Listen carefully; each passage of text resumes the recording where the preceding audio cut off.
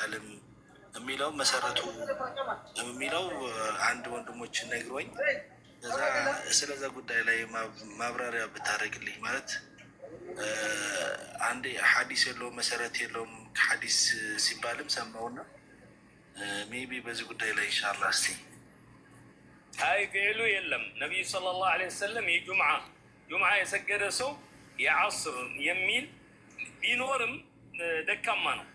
ስለዚህ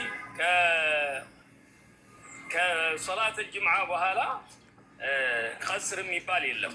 መጠበቅ አለበት። ዐስር ላይ ነው መስገድ ያለበት እንጂ ልክ ጁምዓ ከሰገደ በኋላ ቀስር ማምጣት አይቻልም።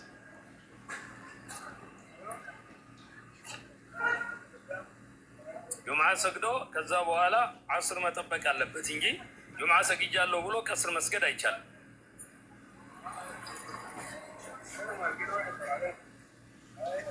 ጀዛከላሁ ኸይር። እስቲ ቀጥሉ ሌሎቹ ኢንሻአላህ። እሺ ሐያኩም መርሐባ መርሐባ። ሰላም ነው? እንዴት ነው? ሰላም ነኝ። ረሕማ አማን ናችሁ? አልሐምዱሊላህ። እኔ ጥያቄ ነበር ማለት ባለትዳር ነበርኩኝ ማለት ከእሱ ጋር ለመለያየት ብዙ ምክንያት አለኝ፣ የራሱ የቻለ ምክንያት አለኝ እዚህ ጋር ባላብራራው እና ያው እሱንም ነግሬው እሱም ችግር የለም ካወርድልሻለሁ ብሎኝ ነበር ማለት በስልክም መጨረስ እንችላለን ሲለኝ፣ እኔ ደግሞ ኒካ ያሰሩ ቤተሰቦቼ ያው እዛው ተገኝተው አብራችሁ ናችሁ ስለው አይ እኔ በስልክ ነው ችግር የለም በቃ ሁለታችን ከተስማማን ቤተሰብ ምን ያደርግልኛል አለ በፍቺው ላይ ማለት ነው። እና እንዴት ይታያል ይሄ? ችግር የለውም። በስልክ ፈትቼሻለሁ ካለ ፍቺ ነው የሚሆነው። ግን አንቺ ልክ የፈታሽ ጊዜ ሰው ማሳወቅ አለብሽ። ምክንያቱም አንዳንድ ጊዜ ወንዶች ከፈቱ በኋላ ሰው ያልሰማ ከሆነ አልፈታሁሽም ብሎ እንደገና ግግም ይላሉ። ይሄ ነገር እንዳይሆን ፈትቼሻለሁ ያለ ከሆነ በዚህ ቃል ፈትቼሻለሁ ያለ ከሆነ ሰዎች መስማት አለባቸው። ምክንያቱም ተመልሶ ትንሽ ሲነድም ረጃዕቱ ማለት ሲገባው ጭራሽ አልፈታሁም ብሎ ግግም ሊል ስለሚችል ፈትቼሻለሁ ያለሽ ከሆነ ሰው መስማት አለበት። አንቺ ቶሎ ብለሽ ቤተሰቦችሽን ማሰማት አለብሽ እንደፈታሽ። ከዛ በኋላ የመጀመሪያ ፍችና ሁለተኛ ፍች ከሆነ 3 ፐሬድ ማየት አለብሽ። 3 ፐሬድ ካየሽ በኋላ ሌላ ባል ማግባት ትችላለሽ። 3 ፐሬድ እስከምታይ ድረስ ግን ሌላ ማግባት አይፈቀድልሽ።